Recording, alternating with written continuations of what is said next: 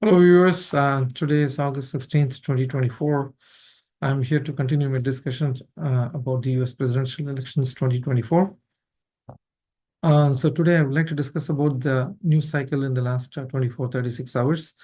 And also at the end, I would like to continue on what I discussed yesterday about what would happen if there is an tie in the Electoral College.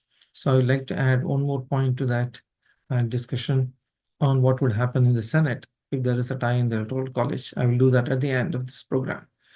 So regarding the news cycle, let's first go to the Republican side.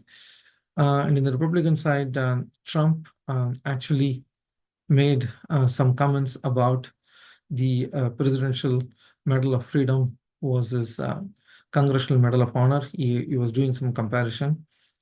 He was saying that the Presidential Medal of Freedom is somehow better.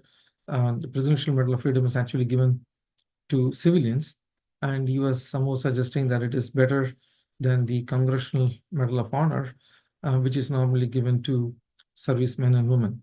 So, on the reasoning or the rationale that he gave was that while the Presidential Medal of Freedom is given to civilians who are hale and healthy, the Congressional Medal of Honor is given to servicemen or men or women who have taken bullets, who might not be in good shape, or they might be even be dead. So I don't know. I can only laugh about this because I don't know what kind of statement is this coming from the ex-president of the United States and from someone who wants to become the president of the United States. So from my perspective, he keeps making these kind of silly mistakes, and these are actually self-inflicted wounds. I don't know why he's getting into this instead of talking about the real issues in this campaign. But nevertheless, Trump being Trump, is going to continue to do these kind of things, I believe. So coming to the Democratic side, Kamala Harris unveiled her first set of her economic agenda if she becomes president. And I looked at some of her key elements of her proposal.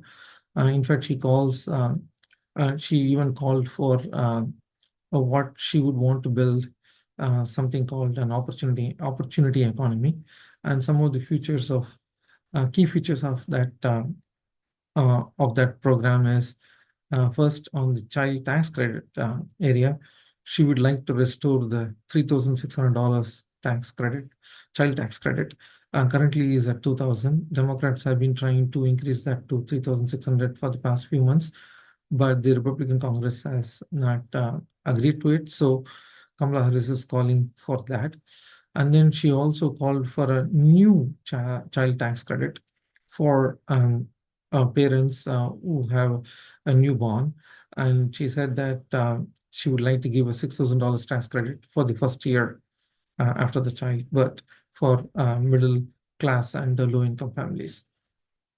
So this program, these two are really good programs. These are going to help the low income and the middle class families. But what I would like to know from the campaign or from the policy proposal is to see how they are going to fund this. I'm sure that this is a good program and this has to be done, but I would want to make sure that this is not just adding to the deficit or and then eventually to the debt. I want them to at least come back with some kind of a revenue to offset this expense, even though this is a very good program and it definitely needs to be implemented. Then she also talked about home ownership or rental affordability.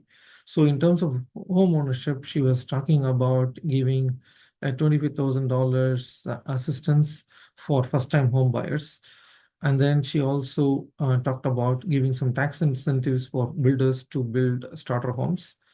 Again, these two are very good programs. And I would like to know more about how that $25,000 assistance is going to be given to the first-time homeowners. And if it is given, how the program is going to be structured. And again, I would like to see how it's going to be paid for. So those are the details that we would like to see from the campaign. And then she also called for a federal ban on price gouging. This is to just basically make sure that the grocery prices don't go up or the grocery prices are not artificially inflated. So this is again is a good initiative, but I do not know how it could be implemented. So I would like to know more details from this program. So overall, she did unveil an economic policy, a domestic policy agenda, which is good. And let's see if she can give more details about these programs in the near future. So then I would like to talk about what I had discussed yesterday about the Electoral College situation, where if there is a possibility of a Electoral College tally tie between Republicans and Democrats, it's quite possible. I went over the kind of a scenario where it is possible in this election cycle. But when such a scenario happens in this election cycle, the president will be chosen by the House, meaning the House of Delegates, the congressional delegation of a party that has a majority of states where they are majority in terms of congressional delegation. So currently, Republicans have 26 states where they are a majority in terms of congressional delegation, and Democrats are there only on 22 states. So obviously, they are in a better position to even keep this majority of those 26 states, even on the new Congress. So if a House is going to elect the president, it's quite possible that it is the Republicans who are going to elect the president. But on the Senate side, in the new Congress, it is quite possible that the Senate could be tied 50-50. In any situation where there is a tie in the Senate, it is the vice president that breaks the tie. So after the new Congress is seated, after January 6th or so, Kamala Harris will still be the vice president. So she will be asked to break the tie. So it is quite possible, if there is a tie in the new Congress, Kamala Harris will be there to break the tie to choose the vice president of the United States. And it is quite possible that she will choose Tim Walz as the vice president. And then the House, where the Republicans are a majority in terms of state delegation with a majority membership on at least 26 states, they will choose the president. And they obviously will choose Trump as the president. So it's quite possible that you will end up with Trump as the president and Tim Walz as the vice president. I'm not saying this will happen, but this is just a theoretical exercise. But still, I want viewers to be aware that this is how a vice president will be chosen in the Senate. And so that's a possibility. I'm not saying it will happen, but it is quite possible. Theoretically, it is definitely possible.